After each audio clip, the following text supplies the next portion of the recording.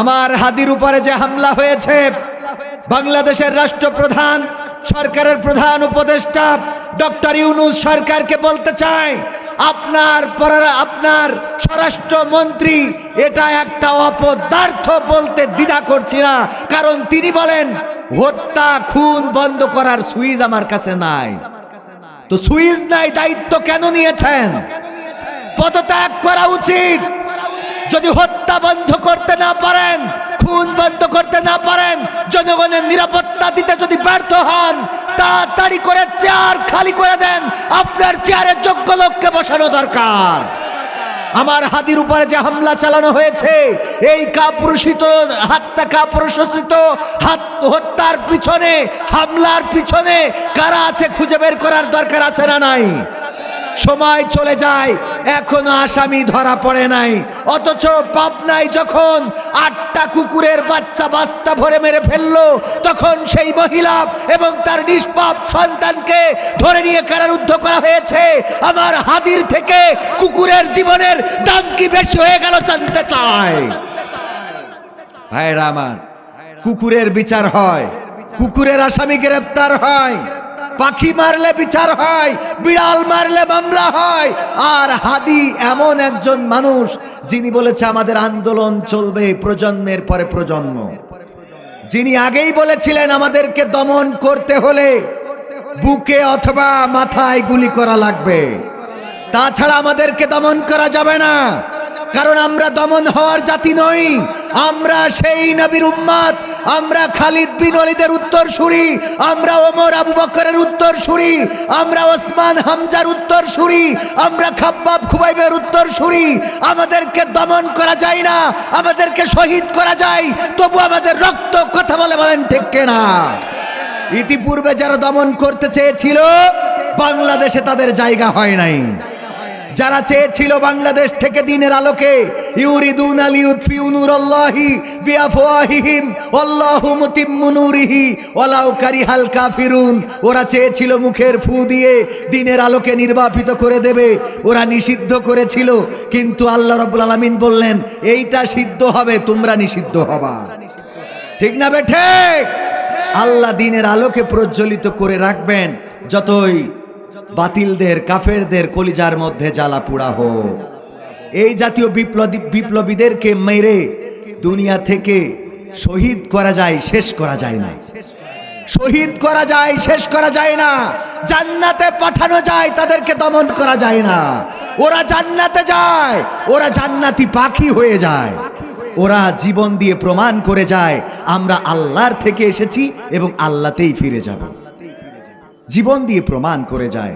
আর যারা এই কাজগুলো করতেছেন তাদেরকে বলে দিচ্ছি, কান খুলে শুনে রাখেন। আইনুদ্দিন আল আজাদ ভাই বলেছিলেন, দেশটা নয়তো কারো বাপের ভিটা, করবে মন চাহিলেই যখন যেটা। দেশটা নয়তো কারো বাপের ভিটা, করবে মন চাহিলেই যখন যেটা। দেশটা নয়তো কারো বাপের ভিটা, করবে মন চাহিলেই যখন যেটা। দেশটা লক্ষ মায়ের ইজ্জতেরই দামে কেনা, মাটিতে মিশে আছে লাখ শহীদের রক্ত কণা। দেশটা লক্ষ মায়ের ইজ্জতেরই দামে কেনা, মাটিতে মিশে আছে লাখ শহীদের রক্ত কণা। সেই রক্তের দামে কেনা মোদের সোনার ভিটা, সেই রক্তের দামে কেনা মোদের সোনার ভিটা। তবে কেন অভ্যাস হলো নরেন্দ্র মোদীর সদন চরণ চাটা? তবে কেন অভ্যাস হলো নরেন্দ্র মোদীর চরণ চাটা? দেশটা নয়তো কারো বাপের ভিটা, করবে মন চাহিলেই যখন যেটা। দেশটা নয়তো কারো বাপের ভিটা, করবে মন চাহিলেই যখন যেটা। যে দেশের মাটি থেকে গন্ধ আসে ওই কালেমার, যে দেশের আকাশ ছুঁয়ে রয় দাঁড়িয়ে কত মিনার। যে দেশের মাটি থেকে গন্ধ আসে ওই কালেমার, যে দেশের আকাশ ছুঁয়ে রয় দাঁড়িয়ে কত মিনার। আজানের সুরে সুরে জীবন যাদের গড়ে ওঠা, আজানের সুরে সুরে জীবন যাদের গড়ে ওঠা। সে দেশের মাটিতে আজ নাস্তিকতার ঘন ঘটা, সে দেশের মাটিতে আজ বাতিলেরই ঘন ঘটা। দেশটা নয়তো কারো বাপের ভিটা, করবে মন চাহিলেই যখন যেটা। দেশটা নয়তো কারো বাপের ভিটা, করবে মন চাহিলেই যখন যেটা। যে দেশের সংবিধানে বিসমিল্লাহ থাকে লেখা, সে দেশের সংসদে হয় মদের আইন বৈধ রাখা। যে দেশের সংবিধানে বিসমিল্লাহ থাকে লেখা, সে দেশের সংসদে হয় মাদের আইন বৈধ রাখা। বলো না কাকে রেখে কাকে ছেড়ে বলবো কথা, বলো না কাকে রেখে কাকে ছেড়ে বলবো কথা। সবই তো নাচের পুতুল মার্কিন হলো আসল খুঁটা, সবই তো নাচের পুতুল মার্কিন হলো আসল খুঁটা। দেশটা নয়তো কারো বাপের ভিটা, করবে মন চাইলেই যখন যেটা। দেশটা নয়তো কারো বাপের ভিটা, করবে মন চাইলেই যখন যেটা।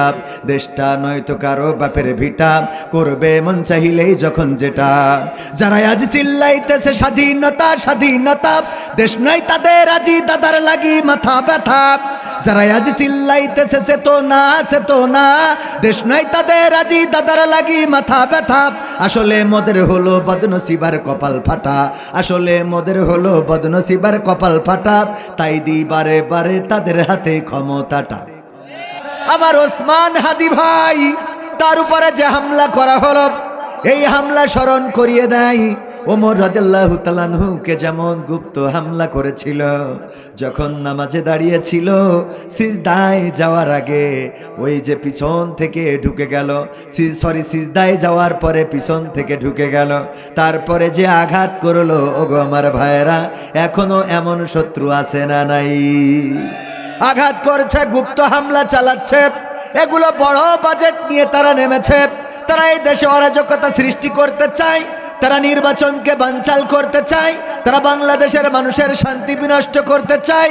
বাংলাদেশের মানুষ যেন এটা বলে আগেই তো ভালো ছিলাম, সেটা বলানোর জন্য যা করা দরকার তা করতে চাই। ঠিক না বেঠে? আল্লামা সাঈদী একটা উদাহরণ দিয়েছিলেন, আপনাদেরও মনে থাকার কথা। বললেন একজন কাফন চোর মারা যাওয়ার সময় সন্তানদের বলল, গো কলিজার টুকরা সন্তানেরা, তোমাদের জন্য কত কষ্ট করেছি, কবরের কাফনগুলো চুরি করে করে বিক্রি করে, তারপরে তোমাদের রুজির ব্যবস্থা করেছি। আমি মারা যাওয়ার পরে তোমরা এমন কিছু করবা যাতে জনগণ অন্তত আমারে ভালো বলে। জনগণ অন্তত আমারে। সন্তানেরা চিন্তা করলো, বাবা যেহেতু কাফন চুরি করত, আমরা আর কাফন চুরি করব না, আমরা নামাজি হয়ে যাব। নামাজি হয়ে গেল। মানুষ কয়, ও বাবা চোরের ছেলে, কাফন চোরার ছেলে আবার নামাজি হয়েছে। চিন্তা করলো এটাই তো আব্বার মান সম্মান, বাড়ে না বরং আরো কমে আসতেছে। কয় চোরের ছেলে কি করা যায়? নামাজের পাশাপাশি প্রতি ওয়াক্তে তাবারকের ব্যবস্থা করলো। তাবারক নিয়ে যখন বাড়িতে যায়, মানসি জিজ্ঞাসা করে তাবারক দিয়েছে কে? কয় কাফন চোরার ছেলে। চিন্তা করলে এর থেকে আর একটু ভালো কাজ মনে হয় করা লাগবে। গরিব দুঃখী জনতার পাশে দাঁড়ালো, গরিব দুঃখীর পাশে দাঁড়ালো, টাকা দিল, পয়সা দিল, ঘর দিল, বাড়ি দিল। মানুষে জিজ্ঞেস করে, তোমার তো দালান ঘর ছিল না, হইলো কেমনে? কয় কাফন চোরার ছেলে করে দিয়েছে। তো আব্বারে তো কেউ ভালো কয় না, এত ভালো কাজ করি তাও কেউ ভালো। তাইলে কি করা যায়? এবার চিন্তা করলাম আমরা কাফন চুরি করবো। আবার কাফন চুরি শুরু করে দিল। লোকেরা বলল, বাবাও কাফন চোর ছিল, ছেলেরাও কাফন চোর। সন্তানেরা পরিকল্পনা করলো, এটা করে তো হবে না, আরো কিছু করতে হবে, ইউনিক কিছু করা লাগবে। কি করা যায়? একজন সন্তান পরামর্শ দিল, ভাই আমার এক কাজ করা যায়, আব্বা তো শুধু কাফন চুরি করতো, লাশটা কবরে রাখতো।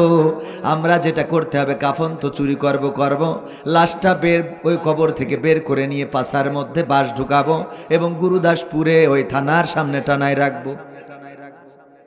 কথা যা কাজ তাই। এবার এইটা করে বের করে বাঁশ একখান ঢুকায়ে থানার সামনে অথবা গুরুদাসপুরের মোড়ের মাথায় যখন রেখে দিয়েছে, মানসে কয় এর থেকে তো ওদের বাপ ভালো ছিল। ওরা কয় আমরা সফল হয়েছি। ঠিক না বেঠে? সফল হলো কখন? এমন খারাপ কাজ করলো, যেই খারাপ কাজ দিয়ে মানুষেরা বলা শুরু করলো, এদের থেকে তো ওদের বাপ ভালো ছিল, কারণ ওদের বাপ শুধু কাফন চুরি করত, লাশটারে তো উঠাতো না। আর এই সন্তান কি করলো, এরা লাশটারে তো উঠায় বাঁশ ভরে আবার টানায় রাখে। এদের থেকে তো এদের বাপ ভালো ছিল।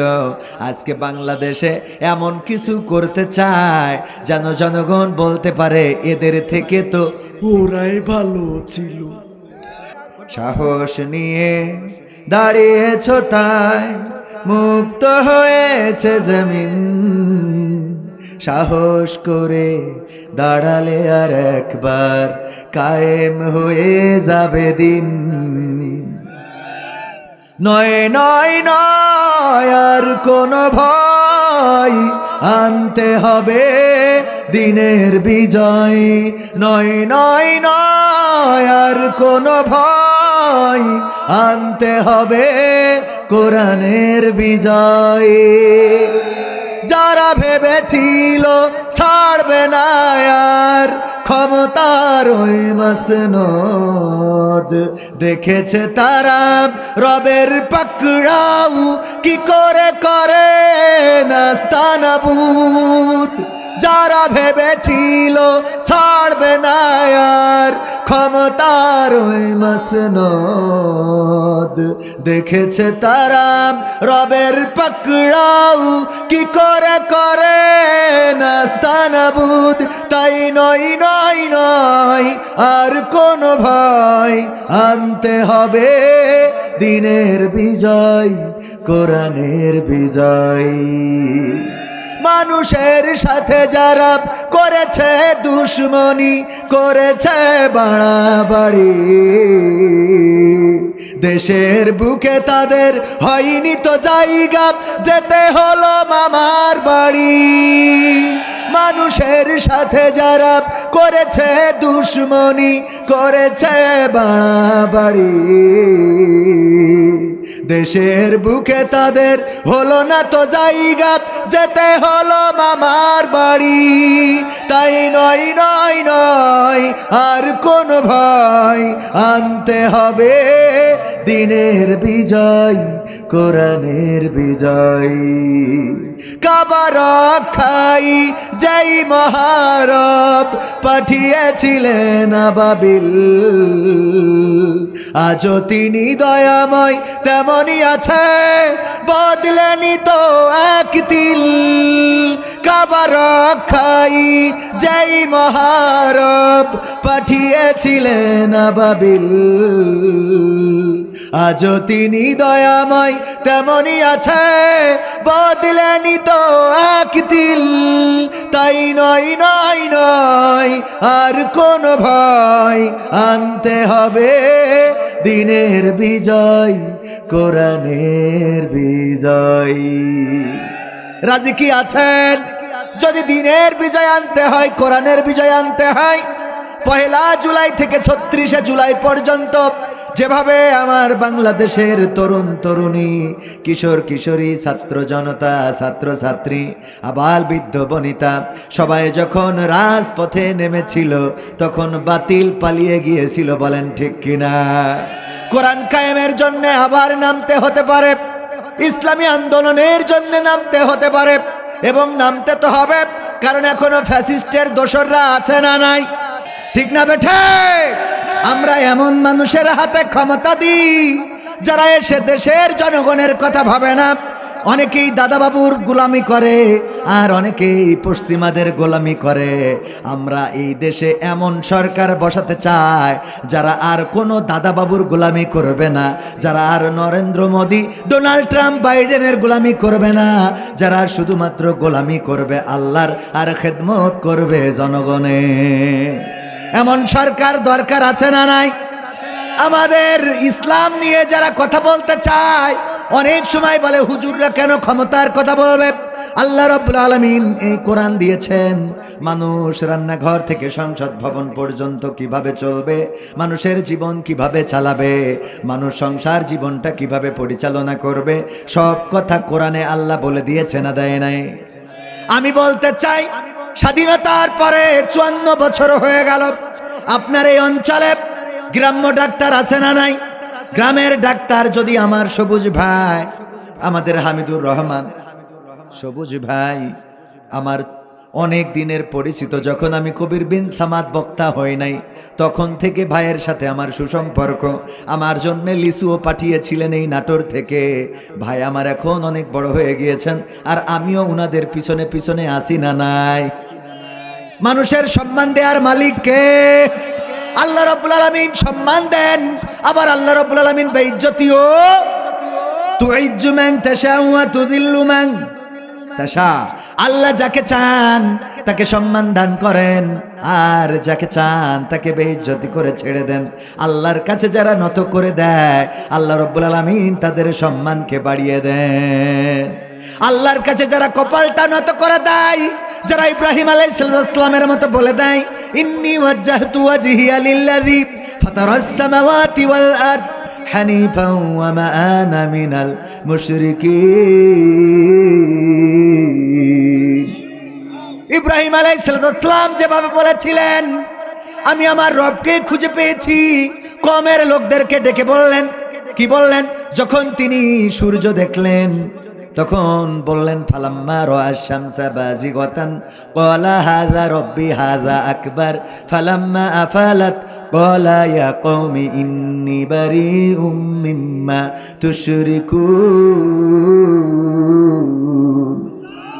হযরত ইব্রাহিম আলাইহিস সালাম আল্লাহর সন্ধান পাইলেন, তারা দেখে মনে করলেন রব, সেটা ডুবে গেল। চাঁদ দেখে মনে করলেন রব, সেটাও ডুবে গেল। যখন সূর্য উঠল তখন বললেন, এটাই আমার রব, কারণ এটা ওইগুলোর থেকে বড়, এটাই আমার রব। কিন্তু সেটাও যখন পশ্চিম দিগন্তে অস্তমিত হয়ে গেল তখন বলল, আমার রব যদি আমার রব আমাকে পথ দেখিয়েছেন, ও আমার কওমের লোকেরা শুনে নাও, আমি তোমাদের সাথে মুশরিকিতে লিপ্ত নই। তারপরে বললেন, আমি আমার মুখটা ঘুরিয়ে দিলাম, ইন্নী ওয়াজ্জাহতু, নিশ্চয় আমার মুখটা ঘুরিয়ে দিলাম কার কাছে? আসমান জমিনের স্রষ্টা যিনি, সেই রবের দিকে। আর আমি ঘোষণা করে দিলাম, আমি মুশরিকদের অন্তর্ভুক্ত নই।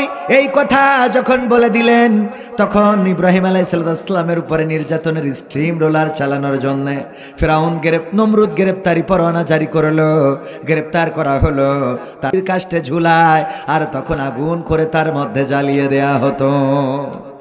এখন ফাঁসির কাষ্টে ঝোলায়, তখন আগুন করে পুড়াবেন ইব্রাহিম আলাইহিস সালামকে।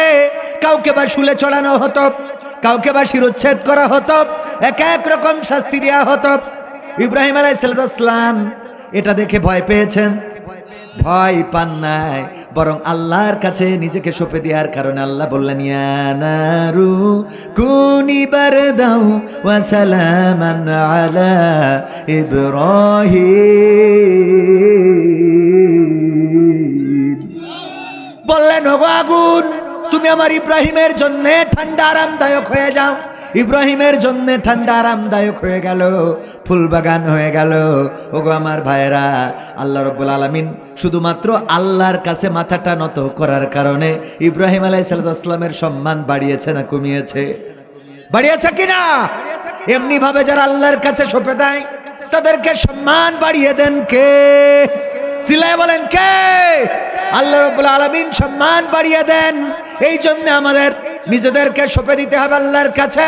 যে উদাহরণটা দিচ্ছিলাম, এই গ্রামে যদি ডাক্তার থাকে, একজন গ্রাম্য ডাক্তার, কেউ যদি অসুস্থতা নিয়ে ওই ডাক্তারের কাছে যায়, ওই ডাক্তার নিজে যদি ওষুধ দেয় তাও যদি না কমে, বলে আরো 2 মাস আমার কাছে চিকিৎসা, এটা বলে নাকি?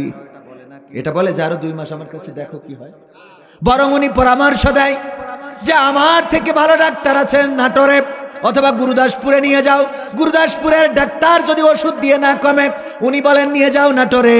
নাটোরের ডাক্তার যদি না কমাইতে পারে, বলে ঢাকায় নিয়ে যাও। ঢাকার ডাক্তার যদি না পারে, তাইলে বলে দেশের বাইরে। বলে না? বলে না? একজন গ্রাম্য ডাক্তার থেকে শুরু করে ঢাকা মেডিকেল কলেজের ডাক্তার পর্যন্ত কোন রোগীর চিকিৎসা করতে ব্যর্থ হলে একজন সাজেস্ট করে অপরজনকে, একজন আরো নিচে থেকে উপরে পাঠিয়ে দেয়। আমি বলি, স্বাধীনতার পরে 54 বছর পার হয়ে গেল, কত ডাক্তার আসলো আর গেল। বঙ্গবন্ধু শেখ মুজিবুর রহমান থেকে ডক্টর ইউনূস পর্যন্ত কত সরকার আসলো আর গেল। বাংলাদেশের অসুস্থ কেউ দূর করতে পেরেছে? কেউ? কিন্তু কেউ সাজেস্ট করে নাই, পারে নাই। আবার চেয়ার ছাড়তে চায়, পারে নাই, কিন্তু চেয়ার ছাড়ে নাই। বরং এই চেয়ার ধরার জন্য এখন প্রতিযোগিতা আছে না নাই? এখন প্রতিযোগিতা চলছে, কে আগে চেয়ারে বসবে। চেয়ার সিটিং খেলার মতো ঘন্টা বাজাইতে থাকে। ওই যে যিনি ঘন্টা বাজান চোখ বেঁধে রাখেন আর সবাই ঘুরতে থাকে, খালি চেয়ারে বসতে হবে। চেয়ার সিটিং বোঝেন কিনা? একটা খেলা আছে না? এখন যেন এই খেলার জন্য সব দলের নেতারা তৈরি, যে কখন ডক্টর ইউনূস সরকার ঘন্টা দিবে আর চেয়ারে বসে যাব। হ্যাঁ, এই চেয়ারে বসার জন্যে প্রস্তুত, ঘূর্ণি পাকে ঘুরছে, দৌড়াচ্ছে। কেউ মনে করছে ওরে যদি হত্যা করা যায়, ওরে যদি দমন করা যায়, ওরে যদি মারা যায়, ওর প্রেস্টিজ যদি নষ্ট করা যায়, ওর নামে যদি ধর্ষণের খবর চালিয়ে দেয়া যায়, ওরে যদি রাজাকারের ছেলে বলা যায়, তাইলে মনে হয় ইসলামটা ডুবানো যাবে। এমন অনেকেই মনে করছে না, করছে না? এই ঘূর্ণি পাকে ঘুরছে। আমি বলি, যেহেতু বঙ্গবন্ধু শেখ মুজিবুর রহমান থেকে শুরু করে ডক্টর ইউনূস পর্যন্ত কোন সরকার পারে নাই দেশের রোগ দূর করে দিতে, খুন বন্ধ করতে পারে নাই, ধর্ষণ বন্ধ করতে পারে নাই, জেনা বন্ধ করতে পারে নাই, গুম বন্ধ করতে পারে নাই, চুরি বন্ধ করতে পারে নাই, চাঁদাবাজি বন্ধ করতে পারে নাই, দুর্নীতি বন্ধ করতে পারে নাই। সুতরাং একবার কি একটু সাজেস্ট করা যায় না, যেহেতু আমরা পারলাম না, সুতরাং এখন হুজুররা, দাড়িওয়ালারা, টুপিওয়ালারা, তোমরা তোমাদের রবের দেওয়া কোরআন দিয়ে একটু চিকিৎসা করে দেখো দেশটা সুস্থ করা যায় কিনা। ঠিক না বেঠে? একবার একটু এই কথা বলা দরকার না, যেহেতু আমরা পারলাম না, সুতরাং রেফার করে দিচ্ছি মানব রচিত ডক্টর কামালের সংবিধান দিয়ে হবে না, ৭২-এর সংবিধান দিয়ে হবে না, ৭১-এর সংবিধান দিয়ে হবে না, চেতনা দিয়ে হবে না, সবুজ বাংলা গড়তে চেয়েছিলাম, হবে না, সোনার বাংলা গড়তে চেয়েছি, হবে না, ডিজিটাল বাংলা গড়তে চেয়েছি, হয় নাই, স্মার্ট বাংলা গড়তে চেয়ে স্মার্ট তো স্টেজ ভেঙে গেছে। ঠিক না বেঠে? সুতরাং এখন তোমরা একটু ইসলামের বাংলা গড়ে দেখো, তোমরা একটু কোরআনের বাংলা গড়ে দেখো। যদি ইসলামের বাংলা, কোরআনের বাংলা আমরা গড়তে পারি, খোদার কসম করে বলি, যদি সুদ, ঘুষ, জেনা, ব্যভিচার, হত্যা, ধর্ষণ, লুটপাট, চাঁদাবাজি বন্ধ না হয়, জীবনে বাংলাদেশে কোনো স্টেজে উঠে গলাবাজি করব না। একবার দিয়ে দেখেন, কোরআনে সব সমস্যার সমাধান আছে না নাই? এবার যদি বলেন হুজুর ওয়াজ করছেন, তাইলে কেন দলের কথা বলছেন? আমি কি কোনো দলের কথা বললাম? এই কোরআন এনে যদি আওয়ামী লীগের লোক সামনে ধরে আর বলে আমরা ক্ষমতায় গেলে কোরআনের আইন দিয়ে দেশ চালাবো, তাইলে সেই আওয়ামী লীগের রাজনীতিও এই দেশে চলতে দিতে কোনো অসুবিধা? শুধু চলতে দিতে নয়, বরং যদি কোরআন কায়েম করতে চায় তাদের সাথে আমরা আছি না নাই? যদি বিএনপির প্রার্থী শুধু নয়, কেন্দ্রীয়ভাবে ঘোষণা হয় বিএনপি রাষ্ট্র ক্ষমতায় গেলে আল্লাহর আইন দিয়ে দেশ চালাবে, সংবিধান হিসাবে মানুষ রচিত করা, মানব রচিত করা কোনো আইন চলবে না, আল্লাহ রাব্বুল আলামিন যেই আইন দিয়েছেন সেই আইনে দেশ চলবে, তাইলে আমরা সেই বিএনপির লোক। কিন্তু যদি জামাত ইসলাম, চরমনাই ইসলাম, হেফাজতে ইসলাম, খেলাফতে ইসলাম, তারা যদি বলে আমরা কোরআনের বিপক্ষে চলে গেলাম, তাইলে এই জাতীয় ইসলামী দলের বিপক্ষেও আমাদের আন্দোলন চলবে। এ ব্যাপারে কি কোনো আপত্তি আছে? যতক্ষণ হকের সাথে আছে, আমরা প্রতীক দেখতে চাই না, আমরা লোক দেখতে চাই না, আমরা বিচার করতে চাই, ওজন দিতে চাই কি দিয়ে? আমাদের মাপকাঠি হলো কোরআন, আমাদের মাপকাঠি হলো ইসলাম। যার মুখে আছে দাড়ি, যার মাথায় আছে টুপি, যার বুকে আছে কোরআন, যেই লোকটা ভালো, সৎ, স্বচ্ছ, সেই লোকের পক্ষে আমরা আছি। হোক সে বিএনপির, হোক সে আওয়ামী লীগের, হোক সে ধানের শীষের, হোক সে দাড়ি পাল্লার। বলেন ঠিক কিনা? তাহলে কি কোনো দলের কথা বললাম? এখন আসেন, কোরআন যদি কায়েম করতে হয়, নিজেদের কেউ কোরআনের আঙ্গিকে তৈরি করার দরকার আছে না নাই? নিজেদের কেউ কোরআনের আঙ্গিকে গড়ে নেওয়া দরকার। আপনি দাড়িপাল্লার মিছিলে, আপনি হাত পাখার মিছিলে, কিন্তু আজান হলে মসজিদে পাওয়া যায় না। ওই দাড়িপাল্লার মিছিল, ওই হাত পাখার মিছিল করে ইসলামী আন্দোলন বাস্তবায়ন করা সম্ভব হবে? আল্লাহ বিজয় দিবেন? আল্লাহ বিজয় দিবেন না। ইসলামী আন্দোলন করা ফরজ, কিন্তু তার আগে নামাজ, রোজা, হজ, যাকাত এগুলো আছে না নাই? নামাজের সাথে সম্পৃক্ততা নাই এমন যুবক আছে না নাই? আজকালকের ছেলেরা বই নিয়ে আর বসে না, ও বাবা গুগলে সার্চ করিয়া পড়ি। ওরে কালের মেয়েরা কোরআন হাদিস ধরে না, এখনকার মা বোনেরা কোরআন হাদিস পড়ে না। ও আল্লাহ, টিকটকে ভিডিও ওরা করে, নাটোরে করে না। টিকটক করার লোক আছে, তবে মা বোনেরা করে না। বেশি বেশি নাটোরেও আছে। আর টিকটক করলেও ওরা খারাপ লোক, বুরকা পরে কেউ করে না। বুরকা পরে করে কিছু আছে আল্লাহওয়ালা টিকটকার। আজকেও দেখলাম কোন জায়গায় ফুটবল খেলা হচ্ছে, মেয়েদের ফুটবল খেলা। আমাদের একজন বোন, তিনি ফুটবল খেলার জন্য হাঁটু ঢেকে নেওয়ার জন্য লম্বা মোজা পরেছে, আর উপরে আবার স্কার্ফ পরেছে, পরিতে ফুটবলে গোল মারতেছে। এইটা হলো ইসলামিক ফুটবল। মানে ওদের হিসেবে এটা কি, ওরা বোঝাতে চাই এটা ইসলামিক ফুটবল। মানে আমি হিজাব পরলাম আর আমি হাঁটু ঢাকলাম, আমি খুব এটা ফুটবল আমার জায়েজ হয়ে গেল। টেলিভিশনে দেখাচ্ছে তুমি দৌড়ে বেড়াচ্ছাও, কনে কি নড়ছে না নড়ছে, এগুলো দেখা যাচ্ছে না যাচ্ছে না? তুমি বড্ড হাজি সেই যে মনে করে ওই যে কিছু টিকটকার আছে বুরকা পরে বলে, হ্যাঁ আপনাদের বলছি পরকিয়া করবেন না, এটা করবেন। শয়তান, তোর এই ওয়াজ করার জন্য কোন হাদিসই পাইছিস তুই? ঠিক না বেঠে?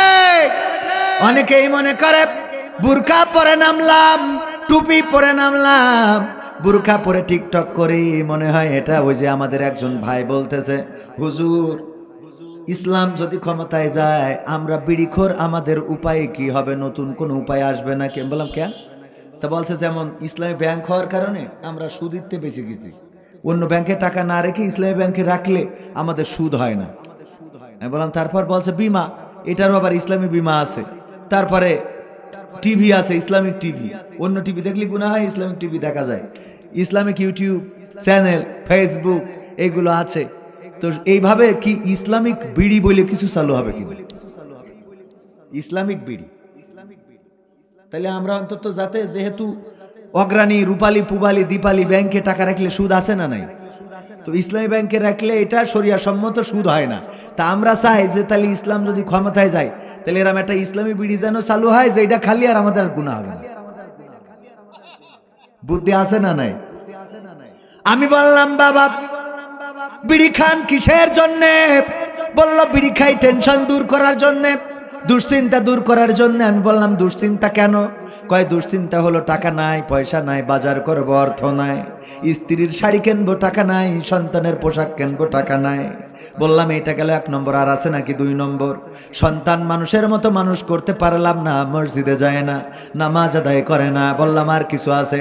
কয় মেয়ে আমার প্রেম করে বেড়ায়, পার্কে ঘুরে বেড়ায় ছেলেদের সাথে। আর কিছু আছে নাকি? বউ আমার পরকিয়া করে। আমি বললাম এতে বিড়ির সম্পর্ক কি? কয় এই জন্য টেনশনে বিড়িটা নি, কারণ এত টেনশন নিয়ে কেমনে ঘুমাবো গো হুজুর।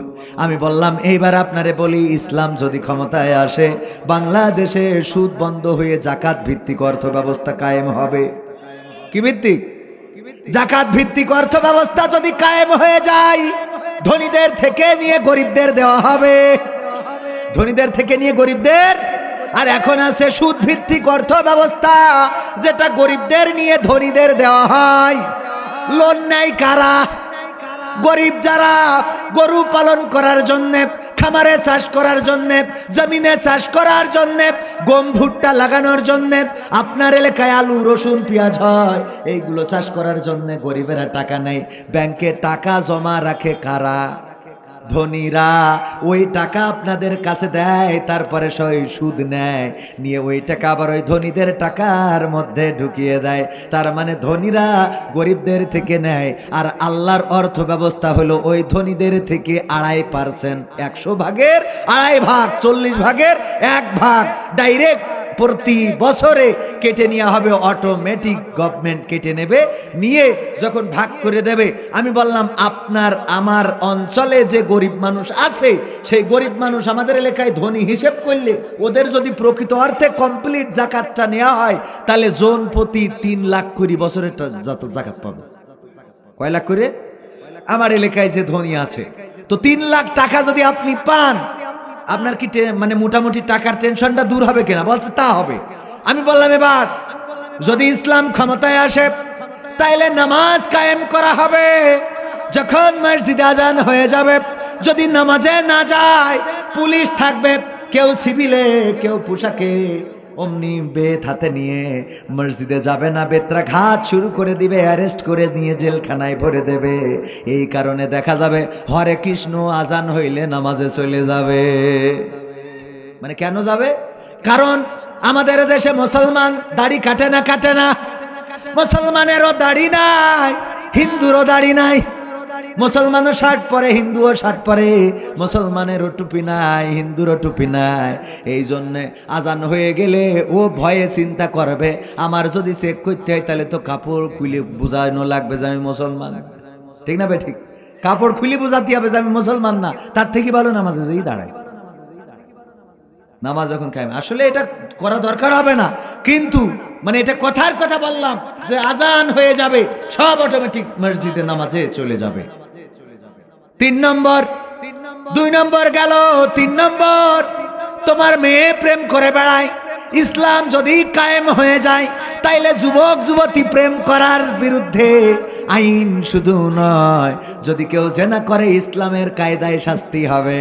এই শাস্তিগুলো যখন আমার যুবক যুবতীরা দেখবে, তখন তাদের ওই লাইলাতুল ফেব্রুয়ারিতে বাড়ি থেকে বের করা সম্ভব হবে।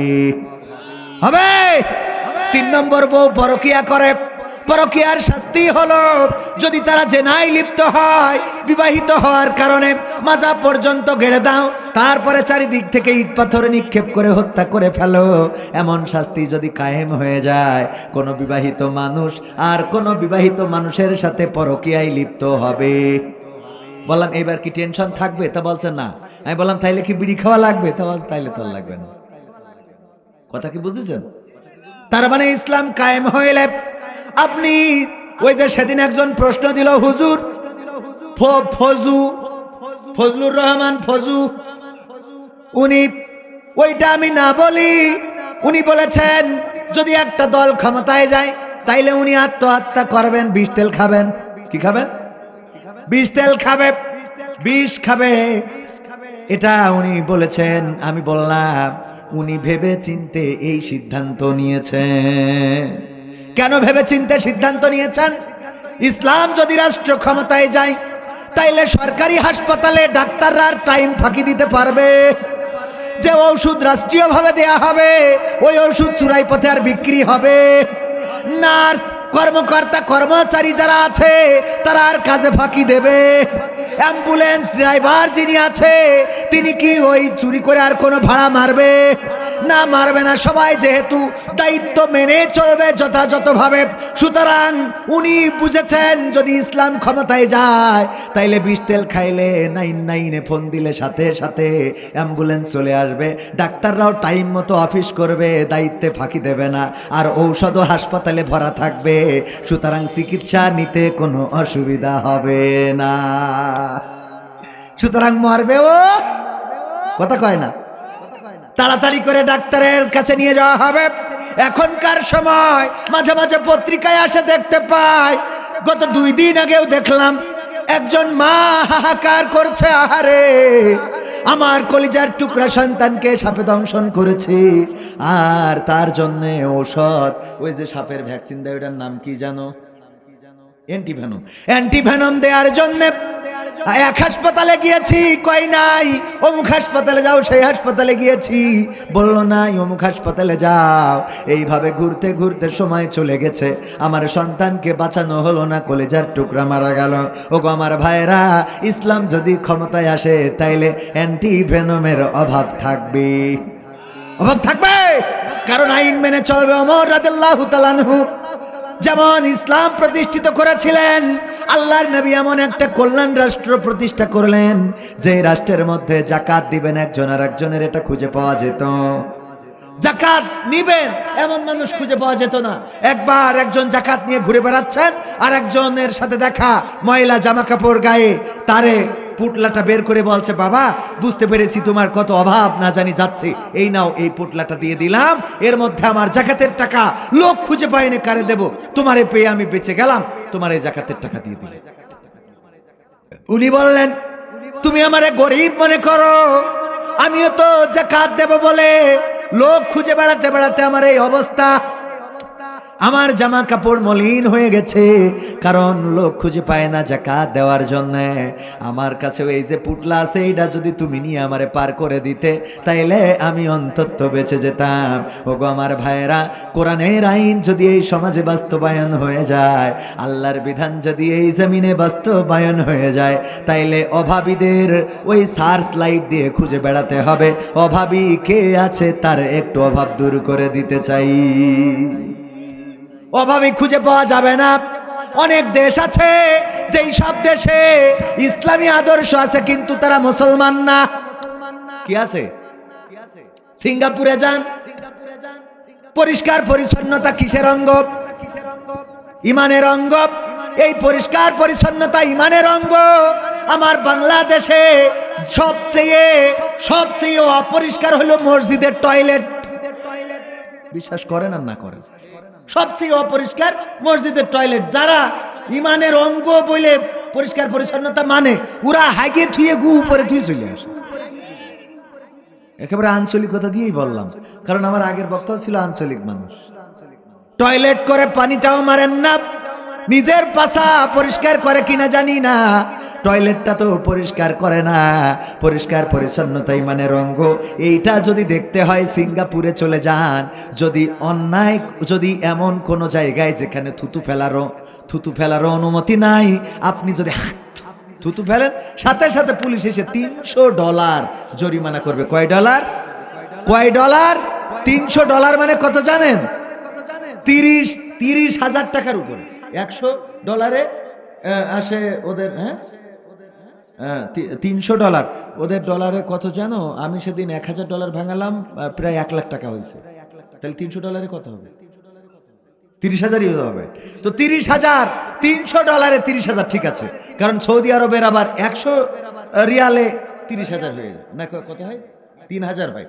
3,000 হয়, 100 3,000। যাই হোক, তো কত হাজার? 30,000 টাকা সাথে সাথে থুতু ফেলার অপরাধে। আমি এইবার যাওয়ার পরে একটা শুটিং করতে গেলাম, তো পানের চিপ খেয়ে ফেলেছি। আমার তো নাটকের একটু পান খাওয়া লাগে। সাথে থাকা তারা বলতেছে, ভাই করলেন কি? বললাম আয় হায়, কেন? বললো এখানে চিপ ফেলা যাবে না। আমি এক পার্কে বসে চিপ ফেলেছি। বললো চিপ ফেলা যাবে না। কুত্তা পালে, কুত্তা নিয়ে ঘুরে বেড়ায়। কুত্তার সাথে আবার একটা প্যাকেট নিয়ে ঘুরে বেড়ায়। কোথাও যদি কুত্তা টয়লেট করে, তাইলে ওই মালিকের ওই প্যাকেট, ওই টয়লেট তুলে বাড়ি নিয়ে আসতে হবে। সিঙ্গাপুরে যারা আছে জিজ্ঞেস করতে পারেন, আমি যদি একটা কথা মিথ্যা বলি। একবার বাংলাদেশিদের ওখানে একটা আমতলা আছে, আম বাগানের মাঠ, আমের মাঠ, আম গাছ ছিল, তাই আমের মাঠ। ওখানে ওই যে মিনি মাঠ বলে, মিনি মাঠটা না, আর একটা মাঠ রয়েছে যেখানে আম গাছ এখনো আছে। ওই জায়গায় বাছড়া আছে। আমাদের বাংলাদেশিরা ওখানে বাদাম বিক্রি করত। ওখানে আমাদের বাংলাদেশিরা চটপটি, ছোলা এইগুলো বিক্রি করতো। আমাদের দেশের যে স্বভাব, ওইগুলো কাগজে দিত, খাইতো, আর কাগজটা ওখানে ফেলে রাখতো। সরকার আইন করলো এখানে বাদাম বিক্রি করা যাবে না, এখানে কাগজ ফেলা যাবে না। এই বাদাম বিক্রি ওখানে বন্ধ করে দিয়েছে বলে ওরা আউটডোরে আর বিক্রি করতে পারে না বলে দোকান ভাড়া নিয়ে বিক্রি করে। ওখান থেকে কিনে এনে মাঠে খেয়ে মাঠে কাগজ ফেলে। মানে দোকান থেকে কিনে এনে মাঠে বসে খায় আর মাঠে কাগজ ফেলে। সরকার এবার আইন করলো এখানে কাগজও ফেলা যাবে। কাগজ ফেললে তখন ছিল $100 জরিমানা। $100 জরিমানা করা হয়। এই যখন জরিমানা কষা শুরু করলো, বলল কোথায় যে প্রশাসনের লোক থাকে, কিভাবে থাকে আমরাও জানি না। হঠাৎ কেউ একজন কাগজ ফেলে, অমনি সাথে সাথে পুলিশ এসে অ্যারেস্ট করে, $100 জরিমানা করে নিয়ে যায়। এখন এই মাঠটা দেখেন, কোনো জায়গায় কোনো কাগজ। পুরো মাঠ সিঙ্গাপুরে পরিষ্কার, পরিষ্কার পরিচ্ছন্নতা ইমানের অঙ্গ। ওইটা ওরা মুসলমান না, কিন্তু ওদের কাছে ইসলামটা আছে। এই জন্য উন্নতি হয়েছে। দুর্নীতি যদি করে, দুর্নীতির অপরাধে সরকার প্রধান দুর্নীতি যে করেছে তার ফাঁসির কাস্টে ঝুলায়। আমাদের এক বাংলাদেশি মনিরামপুর বাড়ি, তার এক বন্ধু বলেছে, দোস্ত আসার সময় আমার একটা প্যান্ট নিয়ে আসবা। কি নিয়ে আসবা? প্যান্ট আমার স্ত্রী দিবে, ওই প্যান্টটা নিয়ে আসবা। এখানে তো প্যান্টের দাম বেশি, বাংলাদেশ থেকে দিবে, তুমি এই হেল্পটা করে দিও। কিন্তু ওর বন্ধু বা ওর আপনজনকে দিয়ে ওই প্যান্টের মধ্যে 1 পিস ইয়াবার ট্যাবলেট ঢুকাইছে। মানে দেশে ইয়াবা খাইতো, মাল টানালো। তো ওর মানে ইয়াবার আসক্তি তো যায় নাই, তো এক পিস, অনলি এক পিস ইয়াবা, একটা বিজি ঢুকাইছে, একটা পিস ছোট্ট মানে বোতামের থেকেও ছোট, এটা ওই প্যান্টের পকেটের মধ্যে ঢুকাই রাখছে। আমার বাংলাদেশে তো ডিজিটাল, ওই ডিজিটালে ধরতে পারে নাই, কিন্তু সিঙ্গাপুরে যাওয়ার পরে ওই ছোট্ট ইয়াবাটা ধরে ফেলেছে। ছোট্ট ইয়াবাটা শুধু ধরেই নাই, এই লোকটারে আটকাইছে। ও বলেছে যে প্যান্ট আমার অমুক প্রবাসী আনতে বলেছিল, তার পরিবার থেকে আমি নিয়ে আসছি। তারেও ধরেছে, দুইজন রে পাছার মধ্যে ওই যে বাড়ি দেয়, এটারে রতান বলে, রতানের বাড়ি দিয়ে জেল শেষ করে লাল সিল দিয়ে বাংলাদেশে পাঠাইছে, জীবনে সিঙ্গাপুরে ঢোকা যাবে না। আর এই দেশে হাজার হাজার ইয়াবা, শুধু তাই না, অ্যাম্বুলেন্সে করে ইয়াবা নিয়ে যায়, লাশ বানাই ইয়াবা দিয়ে, ফেন্সিডিল দিয়ে। আবার এরা অ্যারেস্ট হওয়ার পরে জামিনও পায়। হাদিকে যে গুলি করেছে তার ব্যাপারে তথ্য হলো যে 6 মাস আগে সে অস্ত্র মামলায় অস্ত্র সহ গ্রেপ্তার হয়েছিল, আর তাকে জামিন করানো হয়েছে। এই জাতীয় সন্ত্রাসীরা যখন জেলে যায়, জামিন পায়, তখন সন্ত্রাসীগুলো গ্রেট সন্ত্রাসীতে রূপান্তরিত হয়। বলেন ঠিক কিনা? যদি এদেরকে সিঙ্গাপুরের কায়দায়, এদেরকে যদি মালয়েশিয়ার কায়দায়, এদেরকে যদি কাতার সৌদি আরবের কায়দায় এদেরকে ফাঁসির কাষ্ঠে ঝুলানো হতো, বিচার করা হতো, তাহলে আমার হাদির কপালে গুলি করার মতো দুঃসাহস কেউ করতো না। বলেন ঠিক কিনা? এই জন্যে ওই বেধর্মীদের দেশগুলোতে ইসলাম আছে, মুসলিম নাই, আর আমাদের দেশে মুসলিম আছে, ইসলাম নাই। মুসলিম আছে, ইসলাম, যারা ইসলামের কথা বলে। আমাদেরও আমি খানিক আগে কাউসারি ভাই যখন মুনাজাত করছিল তখন মনে মনে করলাম, আজকে আমার মনে হলো এটা, জানি না আপনারা আমার সাথে একমত হবেন কিনা, আমরা হুজুররা হলো বিটিভি এবং বিটিভি ওয়ার্ল্ড, বিটিভি এবং বিটিভি ওয়ার্ল্ড। যখন যেই সরকার ক্ষমতায় যায় তখন সেই সরকারের গান গায়। আমরা বক্তারাও তাই হয়ে গেছি। আমাদের ডানে বামে যেই আল্লাহর ওলিরা থাকে, আমরা সেই আঙ্গিকেই সম্প্রচার। ঠিক বলছি না? ঠিক বলছি? আমাদের ব্যালেন্স করতে হয়। আমি সেদিন সিরাজগঞ্জে দেখলাম, এখানেও তাই। এই পাশে দেখেন আব্দুল ঠিক আছে, মানে সোনা মিয়া আর লাল মিয়া। সাকা চৌধুরী বলেছিলেন যে সোনা মিয়ার সম্পদ চলে গেছে লাল মিয়ার নামে, আর লাল মিয়ার সম্পদ চলে এসেছে সোনা মিয়ার নামে। এই নিয়ে এসেছে সাকা চৌধুরীর কাছে যে ঝামেলা কি করে মিটাবো। বলল ঝামেলা তো বেশি না, সোনা মিয়ার সম্পদ গেছে লাল মিয়ার কাছে, লাল মিয়ার সম্পদ সোনা মিয়ার কাছে। মিয়া তো ঠিক আছে, খালি সোনাটা কেটে লাল করলি তো হয়ে যাচ্ছে। কার কথা? সাকা চৌধুরীর কথা। তো অবস্থা আমাদের এখানে ভাল লেগেছে যে আব্দুলি ঠিক আছে, একজন হলো আব্দুল আজিজ আর একজন হলো আব্দুল হাকিম। ঠিক না বেঠে? দুইজনই গোলাম কার? আল্লাহর গোলাম। সুতরাং যেহেতু আল্লাহর গোলাম, আব্দুল তো ঠিক আছে, মাঝখানে কোরআনটা রাখলেই তো হয়। কথা কয় না? মাঝখানে এইটা রেখে একসাথে চলেন। আমরা তো সবাই লোক, একসাথে চললে আমরা ঠিক আছি না নাই? এইটা বুঝলি ভালো, না বুঝলি এত ভেঙে বুঝাইতে পারবো না। ওই যে আমাদের বক্তাদের বিটিভি ওয়ার্ল্ড কেন বলা, এ ভাই ও লাইট যদি ঠিক না হয়, ও আর মাহফিল তো শেষ আর করা লাগবে না, আগামী বছর দেখলি সামনের বছর। কারণ আপনারা যা করতেছেন, এই যে আল্লাহ মাফ করুক, আমি না বলি ভবিষ্যতে, এই আমার ভাই বক্তা না, আপনি বক্তা না, আপনি তো শুধু বক্তা না, আপনি তো পরিচিত বক্তা, সুপরিচিত, আমার থেকে ভালো বক্তা। কিন্তু উনি কি লোক? ভেজাল লোক। ভাইরাল বলেছি আমি, ভেজাল শুনে ফেলেছি। ওই আমি আবার মাঝে মাঝে ওরকম শুনি, ওই যে আগে সরকার আইডি করার জন্য নাম লিখতে আসলো না, তো নাম জিজ্ঞেস করি নাম কি, ও বলিস মোহাম্মদ নজিবুল্লাহ, ওর আইডিতে এসেছে মোহাম্মদ নাউজুবিল্লাহ। সহ্য না করি পারা যায়, মোহাম্মদ নাউজুবিল্লাহ। তা ভাই বললো ভাইরাল, আমি শুনেছি ভেজাল। তো ভাইরাল লোক বক্তাদের খাতি দেন আর না দেন, গাইতে দিলে খুশি। ঠিক না বে ঠিক? আর এই খাওয়ার শেষে তাবারক থাক আর না থাক, শ্রোতাদের সাউন্ডটা ভালো থাকলে খুশি। আমি কথা বললে যদি আমি না বুঝতে পারি তাইলে হবে? কথার সৌন্দর্য আছে, টোনটা বের হওয়া দরকার। এটা উনি বক্তা মানুষ ভালো করেই বোঝে, কিন্তু আমার মনে হলো উনি আল্লাহ সেই ভালো জানে যে বক্তা তুরা যারা আসবি তোদের কণ্ঠের 12টা বাজাই কিন্তু ছেড়ে দেবো। আল্লাহ আগামীতে মাইক ভালো করার তৌফিক দিন, বলেন আমিন। আর আমার মাইক ভাইদের বলছি তাদের চেষ্টার ত্রুটি নাই, কিন্তু এই সময় এসে বর্তমান জামানায় যেই সময় আপনার ওই স্বাক্ষর করা লাগে না, ফিঙ্গারপ্রিন্ট দিলে হয়ে যায়, অথবা সামনে দাঁড়াইলে ফেস নিয়েতে হয়ে যায় না, যায় না।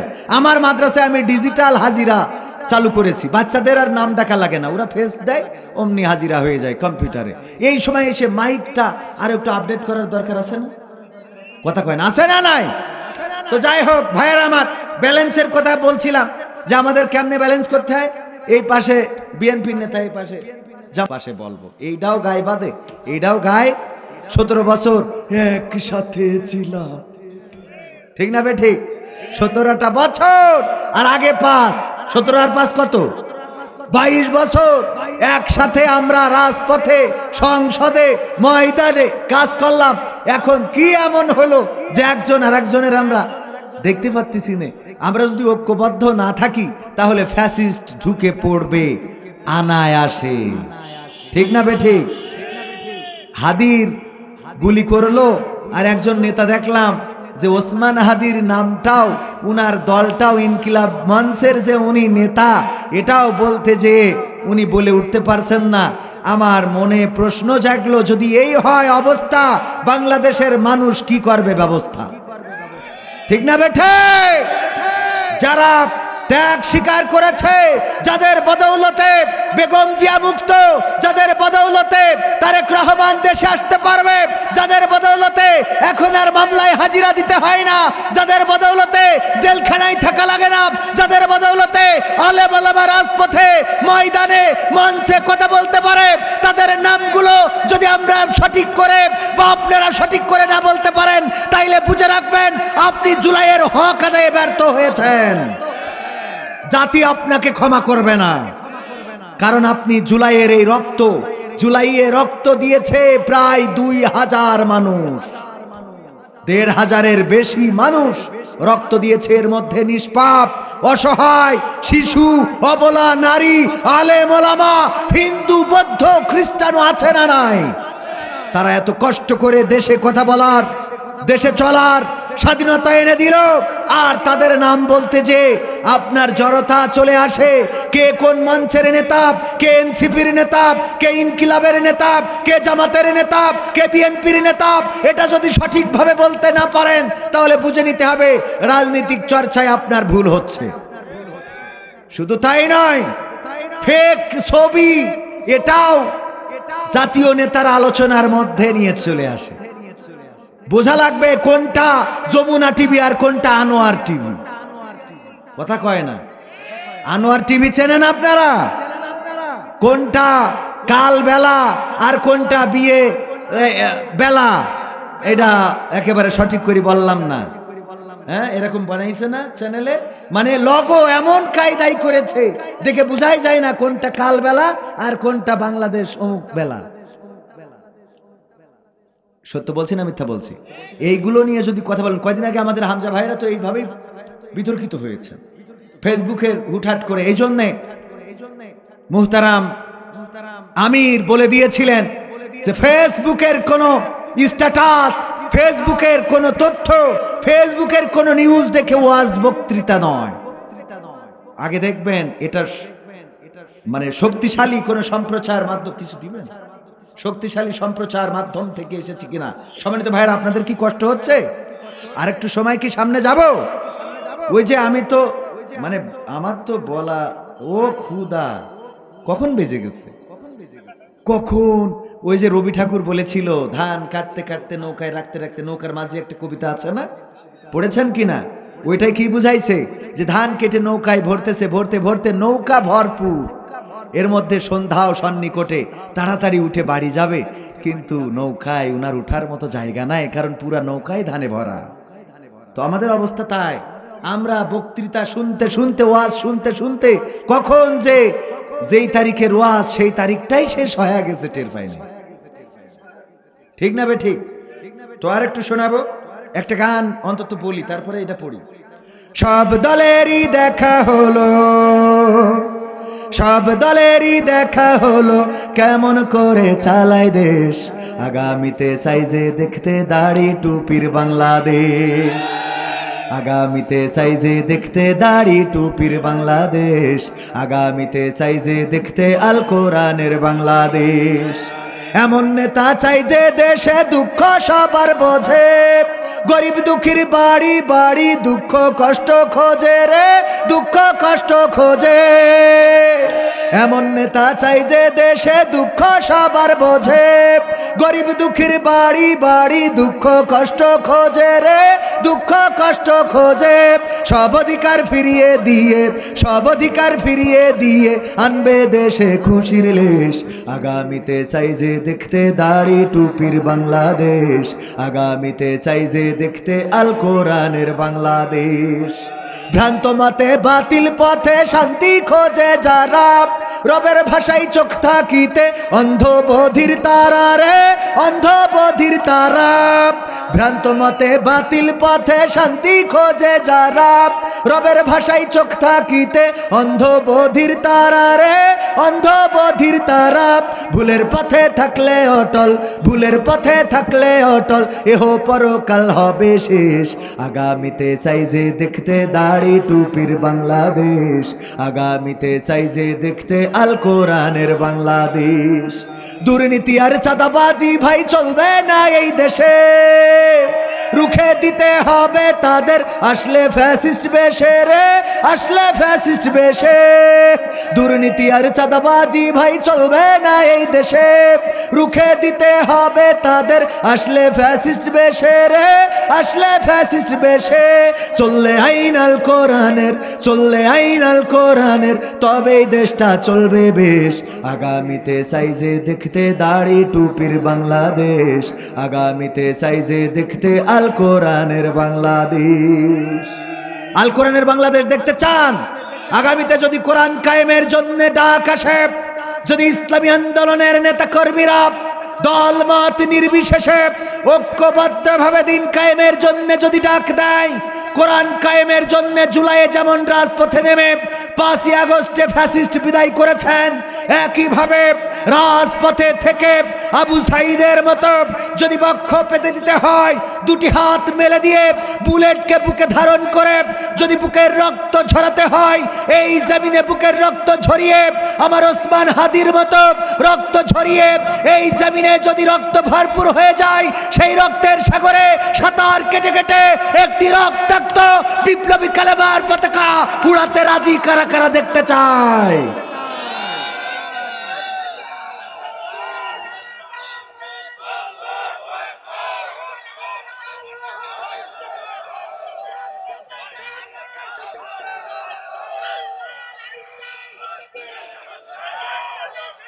সম্মানিত ভাইয়েরা, সম্মানিত ভাইয়েরা, আমাদের মুহতারাম হাফিজুর রহমান সিদ্দিকী হাফিজাহুল্লাহ উনি পর্যন্ত বলেছে আলেম ওলামারা সব একসাথে হয়েছে, এখন আর কোনো পিডানি খাওয়া হবে না, পিডানি দেওয়া হবে। উনি যেহেতু এমন কথা বলেছেন, এতে করে মনে হয় যে একটা পরিবর্তিত সমাজ আসতে যাচ্ছে ইনশাআল্লাহ। কারণ এই ঐক্যবদ্ধতা এটা আল্লাহ করে দিয়েছেন, আল্লাহর নিয়ামত। আল্লাহর নবী সাল্লাল্লাহু আলাইহি সাল্লামের কাছে বুখারী শরীফের হাদিস, দুইজন সাহাবী গেলেন এবং একজন অভিযোগ করলেন এই ব্যক্তি কোরআন তেলাওয়াত করেছে এমন ভাবে যেটা আপনার তেলাওয়াতের সাথে মেলে নাই। আমি ওনাকে বলেছি, উনি বলে আমার তেলাওয়াত ঠিক আছে। আল্লাহ রাসূল সাল্লাল্লাহু আলাইহি সাল্লাম বললেন ঠিক আছে, পড়ো তোমাদের মধ্যে দুইজন, তুমি আগে পড়ো তুমি পরে পড়ো। দুইজনই পড়লেন। আল্লাহ নবী সাল্লাল্লাহু আলাইহি সাল্লাম বললেন আমার মতো হয় নাই এটা ঠিক আছে, কিন্তু উভয়ের তেলাওয়াত সঠিক আছে। এরপরে এখানেই শেষ করলেন না, তিনি বললেন ওগো আমার সাহাবীরা শুনে নাও, তোমাদেরকে আমি সাবধান করে দিচ্ছি, তোমরা মতবিরোধ করবা না, মত পার্থক্য করবা না, কারণ পূর্বের উম্মাদগণ ধ্বংস হয়েছে, ক্ষতিগ্রস্ত হয়েছে এই মত পার্থক্য করার কারণে। তো আমাদের আলেম ওলামারা সবার টুপি একরকম হবে না, সবার দাড়ি একরকম হবে না, সবার পাগড়ি একরকম হবে না, সবার জুব্বা একরকম হবে না, সবার বক্তৃতা একরকম হবে না, সবার ওয়াজ একরকম হবে না, কিন্তু প্রকৃত অর্থে সবার কথা ওই আল্লাহর জন্য হবে, এই কোরআনের জন্য হবে, তার রাসূলের জন্য হবে। সুতরাং মত পার্থক্য নয়, একসাথে এক পথে রাজপথে থেকে আল্লাহর জমিনে আল্লাহর দ্বীন কায়েম করা ছাড়া আর বিচ্ছিন্ন হওয়া যাবে না।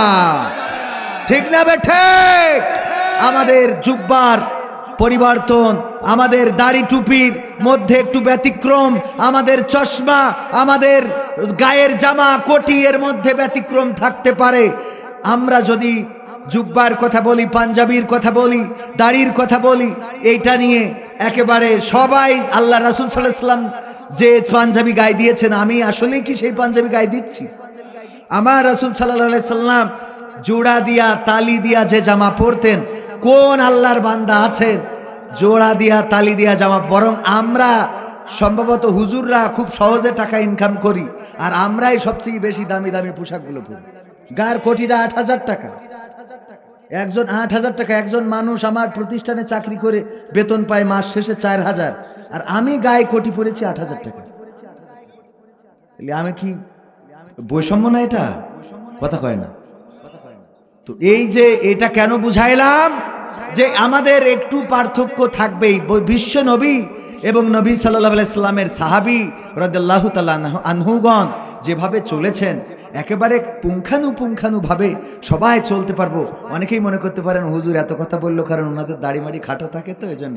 আমি আলহামদুলিল্লাহ আগের থেকে একটু পরিবর্তন হয়েছি আল্লাহর জন্য, আল্লাহ রাসূলের জন্য।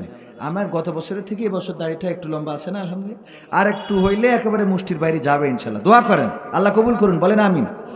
চিন্তা করছিলাম যে দাড়ি লম্বা করলে বউ থাকে কিনা, এখন তো দেখি বউ একটা না আরো ২-৪টে হইতে চাই। আলহামদুলিল্লাহ, কথা কয় না। অনেকেই মনে করে হুজুর হইলে মনে হয় বউ হবে না, সবচেয়ে সুন্দরী বউগুলো হুজুরকে। এইটা দেন কে? যুবকরা মনে করে মনে হয় গাঞ্জা মেরি বেড়ালি আর ফ্রি ফায়ার খেললি বউ হয়। অত সোজা না, তোর সাথে প্রেম করবে, বিয়ে করবে আমাদের। ভয়টা হইলো যে তুই নষ্ট করি ছেড়ে দিস, ওই আমাকে আবার ঠিক করে নিতে হয়। এই ছাড়া তো আর সত্য বলছি না মিথ্যা বলছি? কারণ বিয়ে প্রেম যার সাথে করে করুক, বিয়ে করার সময় ৩৭ ঠিক রাখে, কালা কুলা সরকারি চাকরি করে, দাঁত উঁচা, এমন ভম্বল যে যার মানে বাজে কথা তো বলা যাবে না, খুব বেকায়দা আর কি, বাকিটা বুঝে নেন। সরকারি চাকরি করে, এইটা দেখেই রাজি। জিজ্ঞেস করে, ও বলো প্রেম করে মকসেদের সাথে, জিজ্ঞেস করে তোমার সাথে কি কারো মানে তোমার মন্তব্য কি বিয়ের ব্যাপারে? কয় আমার আব্বা আম্মা যেটা বলবেন আমি সেটাই করব। ওরে বাবা, কত বড় মা বাবার আইন আদেশ মেনে চলে। আর বিয়ে যখন একেবারে বিয়ের নাকের ডগায় আয়োজন চলছে, সেই সময় ওই ছেলেটের পায় বিয়ে আছে। কয় তোর ডার্লিং তো যার নিয়ে এতদিন লাইলাতুল ফেব্রুয়ারি পড়ি বেড়ালি, সে তো আর বিয়ের পিড়িতি। কয় তাই নাকি? ফোন দেয়। হ্যাঁ ফোন। আমার কিছু করার ছিল না ছবতুল, আমি খুবই দুঃখিত, আমি তোমাকেই চেয়েছিলাম। তুই চাইলি তা বিয়ের আগে করলি নাকি? এখন বললিস যে তোমাকে চাইছিলাম, ডাইরেক্ট পুরো তাড়না। কি তাড়না? হ্যাঁ, তো যাই হোক, গান তো এখনো বলবো। যুবকদের জন্য গান বলতে হবে না? মা বোনদের জন্য দুই একটা কথা বলার দরকার আছে না নাই? মা বোনরা ওই যে আল্লাহওয়ালা টিকটকার, ওদের তো একটু ভালো বানানোর দরকার আছে না নাই? ভাইয়ের আমার, ইউনুস মাস্টার চন্দ্রপুর ২ নম্বর সরকারি প্রাথমিক বিদ্যালয় ১ বস্তা সিমেন্ট করেছেন দান। তারপরে আয়েজউদ্দিন মন্ডল, পিতা মৃত রফেদ মন্ডল ১ বস্তা সিমেন্ট দান করেছেন। আল্লাহ দানকে কবুল করো। ও মা বোনেরা, অনেকগুলো টাকা দিয়েছে। ভাইয়ের আমার, ইসলামের জন্যে হাত তুলেছিলেন, রক্ত দিবেন, জীবন দিবেন, তুলেছেন না? আজকে রক্তও নেব না, জীবনও নেব না, আমার ওটা নেওয়ার দরকারও নেই। ওটা দিবেন কার জন্যে? আল্লাহর জন্যে। আমি আপনাদের কাছে একটু হাত বাড়াচ্ছি। এই মাদ্রাসার ব্যাপক খরচ আমার ভাইজান, উনি একজন আলেম মানুষ, উনি অসংখ্য জায়গায় যে এভাবে মানুষের কাছে বলেন, আজকে উনার জন্য বলতে হচ্ছে। আলহামদুলিল্লাহ, আমি একটা মাদ্রাসা করেছি, ঠিকানা তানজিমুল কুরআন ক্যাডেট মাদ্রাসা, 200 ছাত্র ছাত্রী আমি এই ওয়াজ করি করি মোটামুটি চালাচ্ছি, এখনো হাত বাড়াইনি আলহামদুলিল্লাহ। কিন্তু এটা তো হাফিজিয়া মাদ্রাসা, এইটাই তো, ওখানে আমরা আবার ছাত্রদের থেকে কিছু নিতে পারি, মাসিক বেতন, গাড়ি ভাড়া, তারপরে সেশন চার্জ, ভর্তিতে টাকা। আর এইখানে তো সবচেয়ে কানা খুড়া ন্যাংড়া যেইটা চলবে না ওইটা এখানে ভর্তি করে। সত্য বলছি না মিথ্যা বলছি? আমরা সবচেয়ে মূল্যবান জিনিসটাকে মূল্যহীনের কাছে দিয়ে দিই। আমাদের সব কাজ উল্টো। ওই যে আমি প্রায়ই বলি, লিখে রেখেছে ট্রাকের পিছনে গাছ লাগান পরিবেশ বাঁচান, ওই ট্রাকে নাটোরের গাছগুলো কেটিতে লোড দিয়েছে, আর পিছনে লেখা গাছ লাগান পরিবেশ বাঁচান। বাসে লিখে রেখেছে নামাজ কায়েম করুন, বাসে লিখেছে কি নামাজ কায়েম করুন। ওই বাস ড্রাইভারের মাগরিবের সময় আমার নাসির ভাই তো, হ্যাঁ হেলালি ভাই বলতেছে এই বাস থামান। বলছে কেন? তো বলছেন মাগরিবের ওয়াক্ত চলে যাচ্ছে। বলছে হুজুর ইশারায় নামাজ হয়, এটা আপনি জানেন না? আপনি সিটির পর বসে ইশারায় মারি দেন, আল্লাহ বুঝে নিবানে। অথচ বাসে লেখা কি নামাজ কায়েম করুন। এর অর্থ হলো যে ওই বাস ড্রাইভার আজান হয়ে যাবে, ব্রেক দেবে, নিজে সবাইকে বলবে যাদের উজু নেই উজু করে আয়, আর যাদের আছে এসে আমার পিছনে দাঁড়া। এই ড্রাইভার হবে ইমাম আর যাত্রীরা হবে মুসাল্লি। এর নাম হইলো নামাজ কায়েম। বাসে লিখে দিয়েছে যাতে মানুষের মানে সিম্প্যাথি নেই, মানুষ যেন, আমার হেলালি ভাই মনে করলো তাহলে বাসটা ভালো। জিজ্ঞেস করলো হেল্পারের ভাই বাসে কি সিট আছে? তা বলতেছে ভাই বাসে সিট ভরা। এইবার উঠে দেখে ও বাবা সিট ভরা মানে একটাও খালি নাই। যেই জিজ্ঞাসা করিছে বাসে বললি সিট ভরা, সিট কই? কয় ভাই সিট তো আছে, খালি নাই। তাই জাল ভাই আল্লাহ কবুল করুন, সিট আছে, হ্যাঁ আমি দোয়া করবো একটু পরে, আব্বার নামে মার নামে, আল্লাহ কবুল করুন। তো সিট আছে খালি নাই। এখন হেলালি ভাইয়ের মিজাজ গেছে গরম হয়ে, হেল্পারের কলার ধরবে, হঠাৎ করে দেখে লিখে রেখেছে নিশ্চয় আল্লাহ ধৈর্যশীলদের পছন্দ করেন। মানে মাশাআল্লাহ আল্লাহ কবুল করুন। নিশ্চয় আল্লাহ কাকে পছন্দ করে? ধৈর্যশীলকে পছন্দ করে। মানে ওর দরকার ওই জায়গায় ওই ওয়াজটার টয়লেটের দরজায় লিখে থুয়েছে পরিষ্কার পরিচ্ছন্নতা ইমানের অঙ্গ আল হাদিস। হালখাতার কার্ডে লিখেছে শহীদের রক্তের চেয়ে 1 টাকা ঋণ পরিশোধ করা উত্তম। বিড়ি টানসার কার্ড দিয়ে বেড়াচ্ছে, কথা কয় না। ওর যেটা দরকার ওইটাই দেশে। শহীদের রক্তের চেয়ে 1 টাকা ঋণ পরিশোধ করা 1000 গুণ উত্তম আল হাদিস। অনেকেই বিড়ি খেতে এসে কয় হুজুর সালাম দিলাম না, কারণ আপনি ভাত খাচ্ছেন তাই। ও খাচ্ছে বিড়ি, ও কোন হাদিসে পেয়েছে আল্লাহ জানে যে সালাম দেওয়া যাবে না। ও বিড়ি খাতি খাতি, ও ভাত খাতি খাতি ইউটিউব চালায়, ফেসবুক চালায়, রিলস করে, ফোন করে, গালাগালি দেয়, বউ পিটায়, সব করা যায় খাতি খাতি, খালি শুধু সালাম দেওয়া যায় না। কলাম কনে পাইছেন? বলছে হাদিসে আমপারায় আছে। এই শয়তান আছে না নাই? খুব হাদিস মানা লোক ভাইয়েরা আমার। তো এই মাদ্রাসার জন্য আমি ব্যক্তিগতভাবে 500 টাকা দিলাম এক ব্যাগ সিমেন্টের জন্য। আমার কোরআনের পারা কয়টা পারা? 30টা ব্যাগ সিমেন্ট কি মাদ্রাসার জন্য দেয়া যাবে?